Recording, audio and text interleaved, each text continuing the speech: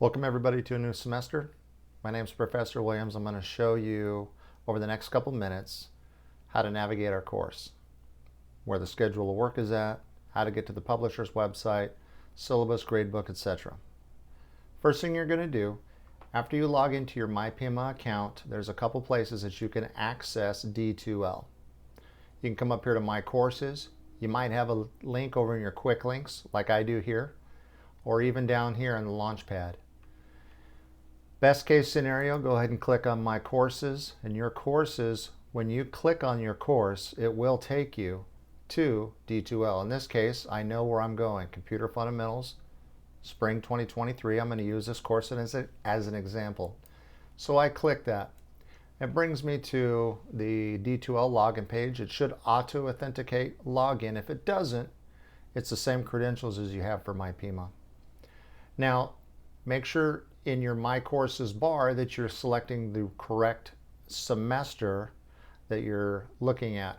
In this case that I'm giving the example for is the spring semester 2023, and that is 202320. I only have one course in here at the moment, so I know this is the right one. I'm going to click on that, and of course it's going to bring me to the main page of the D2L course website. In here, there are no announcements yet, but it says, hey, welcome Josh. You will see some announcements posted, probably several per week. At least one of those is going to be from me that's giving you some tips, pointers, or kind of what's due. Maybe I'll tell you about any extra credit assignments that are coming up, or maybe I've delayed a due date. So you'll want to check in here for that. Couple things to note on this layout at a glance. You have alerts, messages, in here, subscriptions. If you decided to subscribe to a notification, maybe a due date's coming up or maybe a grade was posted, you'll find that listed here. For the most part, you're going to want to go to content. Inside of content, you're going to see a couple of main things. I have a different layout throughout everything I'm going to show you. Everything is unlocked for me as the instructor, so you're going to see some things that might be a little bit different than what yours is, but this is the gist of it. Syllabus, getting started. In here, you're going to find, of course, your syllabus and your schedule of work.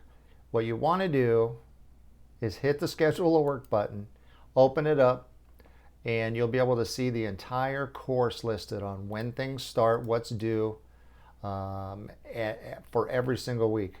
This is a 16-week layout that for the sample course that I'm showing you. And so you'll see 16 weeks. There's something that begins. There's a start date, meaning this is when that it becomes available in the course to begin working on. And then, of course, the due date. Now, take a look at that and then look at your personal calendar. And if you have something coming up in that semester and you need some extra time to do something because you're not going to be around that week, maybe you're lucky enough to go on vacation, attending a wedding, whatever it might be. The kids are graduating. Send me a message the beginning of the semester or as soon as you find out and say, hey, Professor Williams, I'm not going to be around in this case. Let's say it's this module right here. Most of the week during the end of March to the beginning of April, and I know I'm not going to be able to get that assignment done. It's going to be pretty tight for me to do so. Then I will work with you on possibly extending the due date for you when it comes to that particular week or that module. Again, print this out, add it to your own calendar, whatever you want to do to see exactly what you need to get done. Again, all of the assignments are opening 2 weeks prior to their due date. So if you need to work ahead so that you don't run into issues, then do that. We all have other things going on in life, whether it's family, work, or whatever it might be. Going back to content, the next thing I want to show you is under learning content. This is where the meat and potatoes of the course is at. Here you'll be able to select through every module, and then inside the module, if there are separate due dates for separate assignments, you'll know that. So we'll take a look at module 5 in this example. And in here I can see that chapter 1 is due March 12th. And as I scroll down, I can see chapter 2 has got a different due date, March 19th. Etc. And then of course there's Chapter 3 that's due March 26th in this example. So I'm going to show you right now how to get to the publisher's website to be able to do your work. There's nothing extra that you need to do. There's no typing in additional URLs in a new window or anything like that. Don't register at their website. Don't need to do anything like that. Now you can, but that is not required. So if I'm in here and I want to take this quiz, for example, the PowerPoint Chapter 3 quiz, I'm going to click on it. This first page is my view. This is what you'll see as soon as you click in here. Now when you go down to Start Quiz, I click on the button. It auto-authenticated from the publisher's website, brings up the quiz for me in my D2L window. And then when I go down and I'm done taking the quiz, I'm going to hit Submit Quiz. Of course, I have 18 unanswered questions. And I'm going to hit Submit again after the warning, and it tells me, sorry, you got them all wrong. Well, we know that I didn't take the quiz, and so I'm showing 0% for that one. So it is recorded on the publisher's website. I hit Done, and it shows me what's transferred into my gradebook. Of course, it's a 0 out of 14, 0%. I'm going to go to Return to Content. And the only other thing that might be different for you is the very first time you log in to the course and you click on something that links to the publisher's website to take an exam, for instance, or look at a module, external learning tool, it may ask you to link your account. Now, don't click on create an account or anything like that. Just go in there and hit new. There's going to be two options. I believe one is existing, one is new. I can't recreate that right now to show you that. And then just type in the name of the course and then hit next. That's all you have to do. It's already linking. There's no CRN that you have to put in or anything like that. You don't have to create a password. It just wants to know something to call your pass through, your authentication, so that it can feed it back to your course. But it can be really, you can title it whatever you wanted to. Speaking of grades, or getting back to grades, up here in assessments, you're going to go to your grade book, and this is where you're going to be able to see exactly throughout the semester what your grades are, and if the publisher was able to transfer your grade correctly.